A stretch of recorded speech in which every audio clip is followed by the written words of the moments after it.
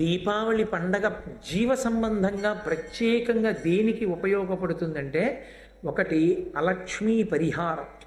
దరిద్రంతో బాధపడుతున్న వాళ్ళు, కలిసి రాని వాళ్ళు, దుఃఖిస్తున్న వాళ్ళు దీపావళి పండగ నాడు సక్రమంగా కానీ ఆచరణ చేస్తే లక్ష్మీదేవి అనుగ్రహం కలుగుతుంది, అలక్ష్మి వెళ్ళిపోతుంది ఇంట్లోంచి. దరిద్రంతో బాధపడుతున్న వాళ్ళని, వాళ్ళ పాపాన్ని తీసేసి లక్ష్మీ కటాక్షాన్ని కల్పించడం కోసం వచ్చింది దీపావళి తిథి. రెండవది, మనం ఈశ్వరుడు ఎలా బ్రతకద్దని చెప్పాడో అలాంటి పనులు ప్రతిరోజు చాలా చేస్తుంటాం. ఈశ్వరుడు ఎలా బ్రతకమన్నాడో ఆ పనులు తక్కువ చేస్తాం. అప్పుడు అవన్నీ పాపములే కదా.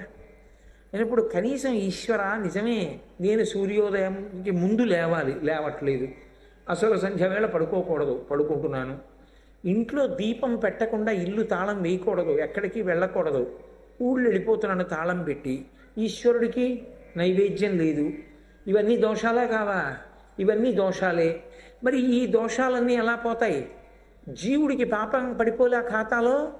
అది పోగొట్టుకోవడానికి, అందుకే నరక భయాన్నించి దూరం చేస్తుంది అన్నారు దీపావళి తిథి. ఈ పాపం నుంచి విముక్తం చేస్తుంది. అంటే ప్రతి ఏడాది తప్పులు చేసేసి దీపావళి చేయమని కాదు, సాధ్యమైనంత తగ్గిస్తూ మన చేతిలో లేక జరిగిపోయింది అనుకున్న దానికి కనీసంలో కనీసం దీపావళి పండగ జాగ్రత్తగా చేసు. కాబట్టి దీపావళి పండగ నాడు ఏమవుతుంది అని అడిగారు. ఈ రెండూ జరగాలి అంటే తైలే లక్ష్మీ జలే గంగా దీపావళి తిథౌ వసేత్ అలక్ష్మీ పరిహారార్థం తైలాభ్యంగో విధీయతే అని. తైలే లక్ష్మి, ఆ ఒక్కరోజు నూనెలోకి లక్ష్మీదేవి ప్రవేశిస్తుంది. నూనెలో లక్ష్మి ఉండదు అసలు, కానీ ఆ ఒక్క తిథి నాడు నువ్వుల నూనెలోనికి లక్ష్మీదేవి ప్రవేశిస్తుంది. అందుకే దీపావళి తిథి నాడు దీపం పెట్టడము అంటే ప్రదోష వేళ దాటిపోయిన తర్వాత పెట్టిన దీపం కాదు. ఇంకా ఒక జాము తెల్లవారడానికి ఉంది అనగా, అంటే తెల్లవారుజామున 4-4:30 మధ్యలో లేచి మీరు అలా దీపం పెడితే, మీరు ఆ ప్రమిదలో పోసినటువంటి నూనె యందు లక్ష్మీదేవి ప్రవేశిస్తుంది. తైలే లక్ష్మి. అలా దీపం పెట్టాలంటే అసలు ముందు మీరు స్నానం చేసి ఉండాలా. స్నానం చేస్తే కదా దీపం పెట్టడం. స్నానం చెయ్యకుండా ఏ పని చేయడాన్ని శాస్త్రం అంగీకరించదు. కాబట్టి జలే గంగా. నేనేం చెప్పాను మీతో? అలక్ష్మీ పరిహారము అని చెప్పాను. అలక్ష్మి పోతుంది, దుఃఖ కారణం పోతుందని చెప్పాను. దీపం పెట్టిన కారణం చేత అలక్ష్మి తొలగుతుంది. పాపము దేని వలన పోతుంది? గంగా స్నానం చేత పోతుంది. అయితే అందరం గంగా స్నానం చేయగలమా? ప్రతిరోజు చెయ్యలేము. కానీ పరమేశ్వరుడు మినహాయింపునిచ్చాడు. ఎక్కడ ఏ తటాకము కాని, నుయ్యి కాని నీరు ఉంటే చాలు, నీరు ఉన్న ప్రతి చోట గంగ ప్రవేశిస్తుంది ఆ రోజు. ఎప్పుడు? ఒక్క జామునందు మాత్రమే, తెల్లవారుజామున ఒక్కసారి. కాబట్టి తైలే లక్ష్మి జలే గంగా దీపావళి తిథౌ వసేత్. దీపావళి తిథి నాడు ఉంటాయి. అందుకని ఏం చెయ్యమని చెప్పింది శాస్త్రం అంటే, అలక్ష్మీ పరిహారార్థం. ఒకవేళ నువ్వు దరిద్రంతో బాధపడి నువ్వు అనుకున్నది ఏదీ కలిసి రావట్లేదు, చాలా బాధలో ఉన్నానని నువ్వు అనుకుంటే, నీకు ఒక మార్గం దొరకాలి అంటే అలక్ష్మీ పరిహారార్థం తైలాభ్యంగో విధీయతే. నువ్వు తైలాన్ని ఒంటికి రాసుకోవాలి. లక్ష్మి ఏది పట్టి ఉందో అది వదిలి లక్ష్మి పట్టుకోవాలి. లక్ష్మి పట్టుకోవడం అంటే నువ్వు సంతోషంగా ఉండాలి, ఆనందంగా ఉండాలి. ఇంతకుముందు చింకి గుడ్డలు విప్పి మంచి గుడ్డలు కట్టుకోవాలి, చక్కటి ఆభరణాలు పెట్టుకోవాలి, మంచి అన్నం తినాలి, కాలం కలిసి రావాలి. తైలాభ్యంగో. ఏ మాడుని, బుద్ధిని అలక్ష్మి ఆవహించి ఉందో అది పోవడానికి మాడు మీద నూనె పెట్టించుకుని నువ్వుల నూనె ఒళ్ళంతా రాసుకోవాలి. ఒళ్ళంతా నువ్వుల నూనె రాసుకుని తలస్నానం చెయ్యాలి. ఎప్పుడు? తెల్లవారుజామున ఒక జాము వేళ ఉండగా. అలా చేస్తే తైలాభ్యంగో విధీయతే. అలా దీపావళి పండగ నాడు స్నానం చేసి దీపం ఎవరు పెడతారో అలాంటి వాళ్ళందరికీ కూడా ఒకటి పాప పరిహారము, గంగా స్నానం చేశాడు అని ఫలితం వేసేస్తారు. దక్షిణాయన పుణ్యకాలంలో కాశీ వెళ్లకుండా గంగా స్నానం సంకల్ప సహితంగా చెయ్యడానికి అవకాశం ఇవ్వగలిగినటువంటి తిథి ఒక్క దీపావళి అమావాస్యది. తైలే లక్ష్మి జలే గంగా, ఎక్కడెక్కడ నీరున్నా అందులోకి గంగ ప్రవేశిస్తుంది. దీపావళి అమావాస్యకి తెల్లవారుజాము స్నానానికి గంగా స్నానం కిందకు వచ్చేస్తుంది. కానీ విభూతి కుండానికి ఉన్న లక్షణం ఏమిటంటే అలక్ష్మిని సర్వకాలముల యందు తీసేయగలిగిన శక్తితో ఉంటుంది. అందుకని విభూతి కుండంలో స్నానం చేసేవారు పూర్వం. ఇప్పుడేమైందంటే ఆ విభూతి కుండం జీర్ణమైంది, అసలు అందులో స్నానం చేసేవాళ్ళు ఎవరు కనపడరు. కనీసం ఆ గుడి మెట్లు దిగుతున్నప్పుడు పక్కకెళ్ళి చూస్తే, మీరు కిందకి దిగుతూ ఎడం పక్కకెళ్ళి ఆ ఎడం పక్క నుంచి చూస్తే కింద పెద్ద కుండం కనపడుతుంది. ఆ కుండానికి విభూతి కుండమని పేరు. మీకు నేను పరమసత్యం ఒకటి చెప్తా, నన్ను నమ్మండి. ఇప్పటికీ శ్రీశైల ప్రభకి సంపాదకుల్ని కలిసి కూడా అడిగారు కొంతమంది ఉత్తర దేశంలో ఉన్న యోగులు. ఇప్పటికీ శ్రీశైల మహాక్షేత్ర ప్రధాన ద్వారం వంక చూసినప్పుడు కొంతమంది తపశ్శక్తి ఉన్న వాళ్ళకి అద్భుతమైనటువంటి కల్పవృక్షములు, కామధేనువులు, దేవతలు అందరూ సేవిస్తూ కనపడతారు. ఎన్నో తీర్థములు కనపడతాయి.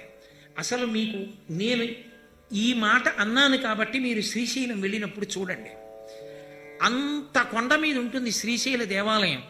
మీరు లోపలికి వెళ్ళినప్పుడు ఎవరినైనా అడగండి, చెప్తారు. శ్రీశైల దేవాలయంలో ఏ మూల 4 రాళ్ళు తీసినా నీళ్ళు వచ్చేస్తాయి. నేను అబద్ధం చెప్పానేమో మీరు వెళ్ళి అడగండి కావాలంటే. నేను ఒకప్పుడు శ్రీశైలం వెళ్ళినప్పుడు ఈ మాట నిజమా కాదా నిర్ధారించుకోవడానికి, ఇప్పుడు ఆయన పదవీ విరమణ చేశాడు, ఒక ఇంజనీర్ గారిని తీసుకెళ్ళి అడిగా, ఇది నిజమేనా అని. ఎక్కడ చదివారని అడిగాడు ఆయన. నేను ఎక్కడో చదివాను, నిజమేనా అన్నాను. ఆయన నన్ను తీసుకెళ్ళి చూపించారు బుగ్గలు, ఎన్ని చోట్ల వచ్చేస్తూ ఉంటుందో నీరు. మనం ఒక క్రమంలో వెళ్ళిపోతూ ఉంటాం కాబట్టి మనం చూడం. మీరు స్కాంద పురాణం చదివితే ఒక్క శ్రీశైలంలో ఉన్న తీర్థముల జాబితా కొన్ని పుటలుంది. తీర్థము అన్న మాటకు అర్థం ఏమిటో తెలుసా? తీర్థము అంటే ఒకప్పుడు అంగిరసాది మహర్షులు అక్కడ కూర్చుని తపస్సు చేసి వాళ్ళు ఊర్ధ్వలోకములకు వెళ్ళిపోతూ నీటి యందు శక్తిని ప్రవేశపెట్టారు. ఇక్కడికొచ్చి స్నానం చేస్తే యజ్ఞం చేసిన ఫలితం వస్తుంది అన్నారు. అందుకే తీర్థయాత్ర అంటే దైవ దర్శనానికి కాదు, చెయ్యొద్దని నా ఉద్దేశ్యం కాదు, స్నానం చేయడానికి వెళ్ళాలి. అసలు తీర్థయాత్రకి వెళ్ళి స్నానం చేయకపోతే ఇంకెందుకండి ఆ యాత్ర? అస్తమానం మనకు కావలసినవన్నీ కొనుక్కు తినడానికి, ఏసీ వేసుకు పడుకోవడానికినా? అందుకు కాదు, తీర్థమునందు స్నానం చెయ్యాలి. అసలు శ్రీశైలంలో లోపల కూడా, మీకు దేవాలయం లోపల కూడా ఎన్ని తీర్థాలు ఉన్నాయి. మనోహర కుండం చూడండి, ఎక్కడి నుంచి వస్తుందో తెలియదు ఆ నీరు. తెల్లవారుజామున అభిషేకానికి బిందెలతో తీసుకొస్తారు. ఎన్ని తీర్థములో శ్రీశైలం అంతా, ఒక్కొక్క దాంట్లో ఒక్కొక్క అద్భుత శక్తి కేంద్రీకరింపబడింది. వీరశంకర దేవాలయం కింద ఉన్నటువంటి విభూతి కుండంలో దరిద్రాన్ని తొలగించగలిగినటువంటి శక్తి ఉంది. అందులో స్నానం చేస్తే తన సమస్యలకి పరిష్కారం తన మస్తిష్కంలోనే ద్యోతకమవుతుంది, అలక్ష్మి తొలగుతుంది. అంత శక్తివంతమైనటువంటి విభూతి కుండం అక్కడే ఉంది. అంత గొప్ప దేవాలయం వీరశంకర దేవాలయం. అయితే శిఖరం చూస్తే వచ్చేస్తుందా అండి మోక్షం అంటే? వస్తుంది. ఒకప్పుడు పార్వతీదేవి ఈ ప్రశ్న పరమశివుణ్ణి అడిగింది. అంటే పార్వతీదేవికి తెలియదా అండి అని అనుకోకండి, మనకి చెప్పడానికి ఆది దంపతులు అలా ఆడుతూ ఉంటారు నాటకం. అయ్యా ఇంతమంది వచ్చి చూస్తున్నారు కదా, శిఖరం కనపడిన వాళ్ళందరికీ మోక్షం వస్తుందా అని అడిగింది పార్వతీదేవి. ఆయన అన్నాడు వస్తుంది. ఎవరికి వస్తుందని అడిగింది. ఎవరికి వస్తుందో చూపిస్తాను రా అన్నాడు. విభూతి కుండం ఉంది కదా కింద, అందులో పరమశివుడు వృద్ధ బ్రాహ్మణ రూపంలో దిగబడిపోయాడు. చెయ్యొక్కటి బయట పెట్టాడు, పెద్ద అరుపులు అరుస్తున్నాడు, అయ్యో నన్ను ఎవరైనా పైకి లాగండి, పైకి లాగండి, పైకి లాగండి అని.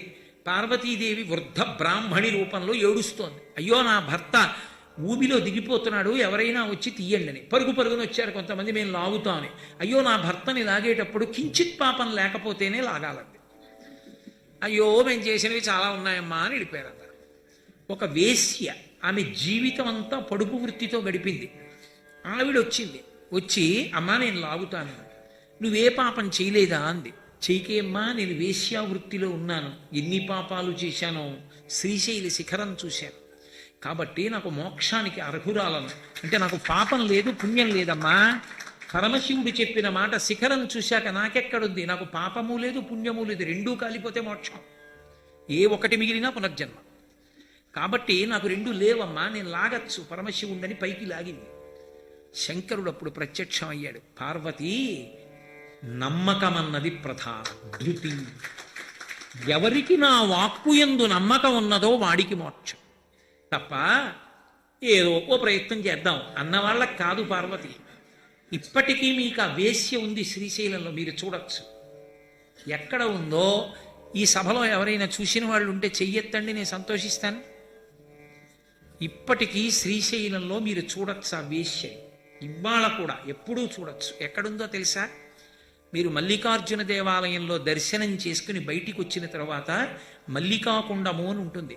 ఆ మల్లికాకుండానికి దక్షిణ భాగంలో ఆవిడ శిల్పం, రెండు కళ్ళు అవి చెక్కి మల్లికార్జున లింగానికి పక్కనే ఉంటుంది ఆవిడ. అదే వేశ్య. ఆవిడే ఏ తల్లి అంత నమ్మకంతో శివుడిని చేపట్టి లాగిందో ఆమె అక్కడే ఉంది ఇప్పటికీ. ఆవిడ దర్శనం చేయమని చెప్తారు. శ్రీశైలంలో ఒక అద్భుతం, ఒక వేశ్య అంతటి ధృతితో, అంత నమ్మకంతో పరమశివుడి పక్కకే వచ్చి చేరి దేవాలయంలో ఆమె ఇప్పటికీ భక్తుల చేత దర్శనం పొందుతోంది. అందుకే శిఖరానికి వెళ్ళే ముందు ఆవిడ్ని చూసి వెళ్ళమని చెప్తారు. నమ్మకం నేర్చుకో, ఆవిడ పక్కకి చేరింది, నువ్వు చేరగలవు నమ్మగలిగితే శ్రీశైలాన్ని. కాబట్టి శ్రీశైల శిఖరం దృష్ట్వా పునర్జన్మన విద్యతే. శ్రీశైల శిఖరాన్ని ఎవరు చూస్తున్నారో వాళ్ళకి పునర్జన్మ లేదు. అంత గొప్ప దేవాలయం, అంత గొప్ప పర్వతం. శ్రీశైల పర్వతం యొక్క శక్తి ఎటువంటిదో చెప్పడానికి సాక్షి గణపతి రావాల్సి వచ్చింది అక్కడికి.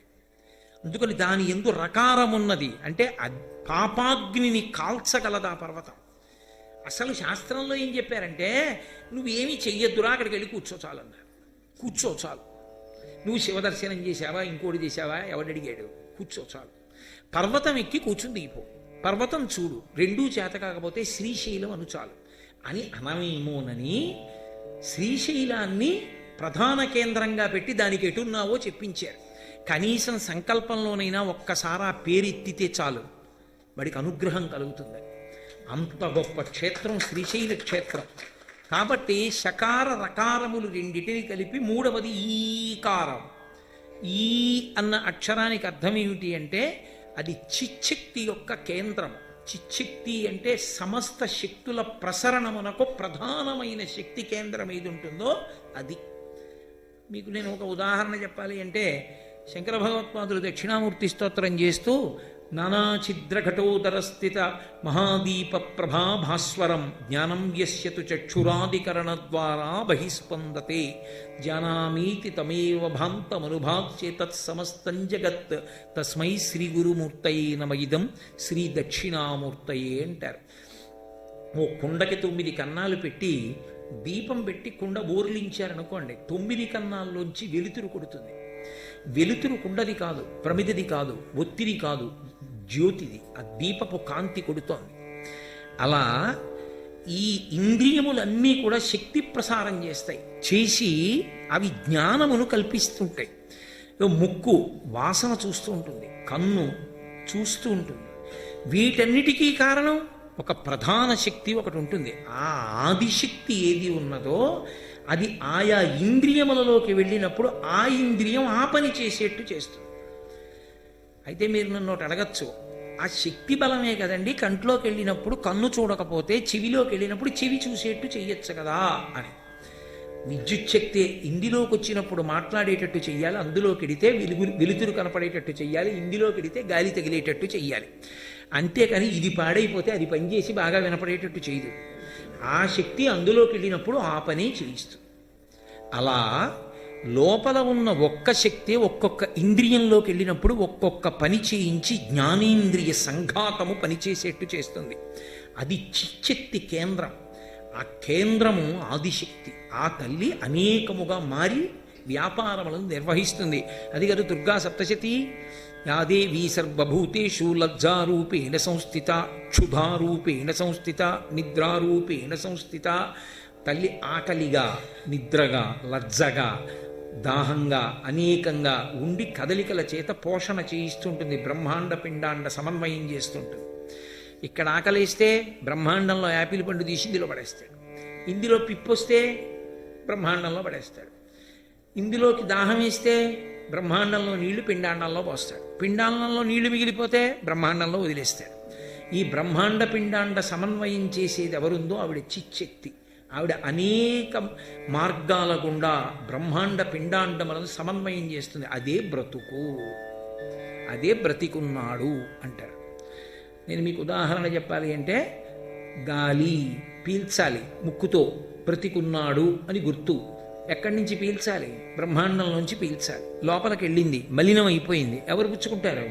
మళ్ళీ బ్రహ్మాండం పుచ్చుకుంటుంది. బ్రహ్మాండము పిండాండము సమన్వయం అవుతూ ఉంటుంది. ఈ సమన్వయం అవ్వడానికి బయట బ్రహ్మాండం తిరగాలి, ఇక్కడ పిండాండం తిరగాలి, ఒక వేగంతో నడవాలి. రక్తం ఒక్క వేగంతో తిరగాలి, పడిపోయినా ప్రమాదం, ఎక్కువైపోయినా ప్రమాదం. ఊపిరి ఒక వేగంతోనే వెళ్ళి బయటికి రావాలి, ఊపిరి వేగంగా వెడితే ఆయాసం, దిగిపోతే ప్రమాదం. ఒకే వేగంతో వెడుతుండాలి. సూర్యోదయ సూర్యాస్తమయాలు పంచాంగంలో లెక్క కట్టినట్టు వెళ్ళాలి. ఈ వేగములను నియంత్రించగలిగినటువంటి వేగములకు ప్రధానమైనటువంటి ఆదిశక్తి ఎవరున్నదో ఆమె చిచ్చక్తి, ఆమె చైతన్య స్వరూపిణి, ఆమె చైతన్యంగా ఉంటుంది, అణువణువున నిండి నిబిడీకృతమవుతుంది ఆవిడ. అలా ఉన్నది ఏదున్నదో ఆ శక్తి ప్రసరణ మార్గములు అమృతత్వాన్ని పొందాలి. అదే కాళీయమర్దనం అంటారు భాగవతంలో. అవి విషంతో నిండిపోయి అనుకోండి, భోగముల యందు లంపటత్వం వస్తుంది. అవి ఈశ్వరాభిముఖమయ్యాయి అనుకోండి, ఏది చెయ్యాలన్నా ప్రసాదంగా అనుభవిస్తాడు. ఈ కళ్ళతో భగవత్తత్వాన్ని చూస్తాడు. అదే భైరవ భైరవి తాండవం అంటారు. సౌందర్యలహరిలో శంకర భగవత్పాదులు చెప్తారు, అది ఆనంద తాండవము అన్న మాటకు అర్థం ఏంటంటే, పరమశివుడు చేసే తాండవం ఒకటే ఉండదు, అనేక తాండవాలు ఉంటాయి అందులో. ఇన్ని తాండవాలు త్యాగరాజస్వామి వారి కీర్తనల్లో వర్ణిస్తారు కూడా. ఒక్కొక్క చోట మాట పడుతూ ఉంటుంది. ఇప్పటికీ త్యాగరాజస్వామి వారు పుట్టినటువంటి క్షేత్రానికి వెడితే పతంజలి అవతారం రావడానికి కారణం శ్రీ మహావిష్ణువు శివతాండవాన్ని ఒకలా దర్శనం చేయడమే కారణం. కాబట్టి ఆనంద తాండవము అని ఒక తాండవం, దానికి అర్థం ఏమిటంటే శివశక్తుల యొక్క సమ్మేళనం ఉంటుంది, అది లాస్య తాండవ ప్రకటనమై ఉంటుంది. నేను మీకు ఒక ఉదాహరణ చెప్పాలి అంటే, నేను ఇప్పుడు ఉపన్యాసం చెప్పేటప్పుడు ఒక్కొక్కసారి నా చేతులు కదుపుతూ ఉంటాను. అది అలా బయటికి వస్తుంది అన్నప్పుడు ఇలా అంటాను, బయటికి వస్తుంది అంటే ఇలా అంటానంటే ఇలా బయటికి వస్తుంది. అప్పుడు నా భావమునకు అనుగుణముగా నా చెయ్యి కదులుతుంది. ఈ కదలికలు శివుడు. లాస్యము ముఖంలో మార్పు అమ్మవారు. లాస్యతాండవములు కలిసి ఉంటే పార్వతీ పరమేశ్వరులు కలిసి ఉన్నట్టు. ఇవి రెండూ కలవకపోతే అమంగళం. అసలు పార్వతీ పరమేశ్వరులు ఎక్కడ కనపడతారంటే కేళి అంతటా కనపడతారు.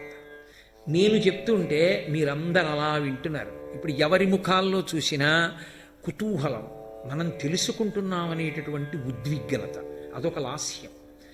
నేను ఒక్కడిని కదులుతున్నాను రకరకాలుగా, ఇది ఒక రకమైనటువంటి తాండవ లాస్యాలు. మీరు నన్ను ప్రశ్న అడగచ్చు, మరి జలపాతానికి తాండవం ఉంది కానీ లాస్యం ఎక్కడుందని అడగచ్చు. జలపాతం కింద పడుతుంది కాబట్టి కదలిక ఉంది, తాండవం ఉంది. లాస్యం ఏది? అదేమన్నా భావ ప్రకటనం చేస్తోందా? ఏం లేదుగా. మరి లాస్యం లేని తాండవం అమంగళం అన్నారు కదా, జలపాతం అమంగళమా అని అడగచ్చు నన్ను. జలపాతం వంక అప్పటి వరకు మీకు కనపడకుండా ఎక్కడండి జలపాతం, ఎక్కడండి జలపాతం అంటూ వచ్చినప్పుడు అదిగో జలపాతం అనేటప్పటికి, ఇలా చూసేటప్పటికి పైనుంచి పడిపోతూ కనపడింది అనుకోండి, అబ్బా అని మీరు ఇలా ఉండిపోయినప్పుడు మీ ఉద్విగ్నతకి కారణం అదే. మీ లాస్యము దాని యొక్క లాస్య ప్రతిఫలం. కాబట్టి దాని యందు లాస్యం ఉన్నది. కాబట్టి తాండవ లాస్యములు కలిసి ఉంటాయి. శివ శివా, భవ భవానీ, రుద్ర రుద్రాణి, భైరవ భైరవి, హంస హంసిని, వాళ్ళు విడరు. అది పార్వతీ పరమేశ్వరుల తత్వం. అది మూలాధారమునందు భైరవ భైరవి తాండవం అంటారు సౌందర్యలహరిలో శంకర భగవత్పాదులు. కాబట్టి ఈ సమస్త జగత్తుల కదలికకు పిండాండము నుండి బ్రహ్మాండము వరకు ఏది ఆధారభూతమైనటువంటి చిచ్చక్తి కేంద్రమో ఆ కేంద్రమును సక్రమముగా ఇంద్రియముల యందు ప్రసరణమునకు వాడుకోగలిగినటువంటి బుద్ధి వికసనమునకు ఈకారమని పేరు. మీరు ఈ మాటని కొంచెం జాగ్రత్తగా పట్టుకోవాలి. వికసనము అంటారు. సృష్టికి వికసనము అంటే ఈశ్వర సృష్టి యందు అయోమయావస్థ ఉండదు. ఇన్ని కోట్ల ప్రాణులను ఆయన సృజించాడు అనుకోండి, నేనేం తినాలి, అని అడిగే ప్రాణి ఉండదు. అదేం తినాలో నిర్ణయం ఉంటుంది. నేను ఎలా పడుకోవాలి ఏ ప్రాణి అడగదు, దానికి నిర్ణయం ఉంటుంది. నేను ప్రత్యుత్పత్తి ఎలా చేయాలి, నాలాంటి ప్రాణి ఎలా పుట్టాలి, దానికి ఆయన నిర్ణయం చేస్తాడు. ఏ ప్రాణిని ప్రత్యుత్పత్తి చెయ్యాలో దానికి తగిన అవయవముల యొక్క సంఘాతమును దాని యందు ఉంచుతాడు. కుక్కకి పిల్లి పుట్టదు, పిల్లికి పంది పుట్టదు. కుక్కకి కుక్క పుట్టాలి, పిల్లికి పిల్లి పుట్టాలి. ఈ నిర్మాణ వ్యవస్థ ఉన్నదే ఇది ప్రారంభము నుండి బాగా పరిణితి పొందడానికి వికసనం అంటారంటే పువ్వు వికసించింది అంటారు. పువ్వు వికసించినప్పుడు ఓ రేకు విప్పుకుని మిగిలిన రేకు విప్పుకోకుండా ఉండడం ఉండదు. అన్ని రేకులు క్రమంగా ఇలా ఇలా ఇలా ఇలా విచ్చుకుంటాయి. వికసనం ఎలా ఉంటుందో బుద్ధి వికసనం అలా ఉంటుంది. సర్వం శ్రీ ఉమామహేశ్వర పరబ్రహ్మార్పణమస్తు.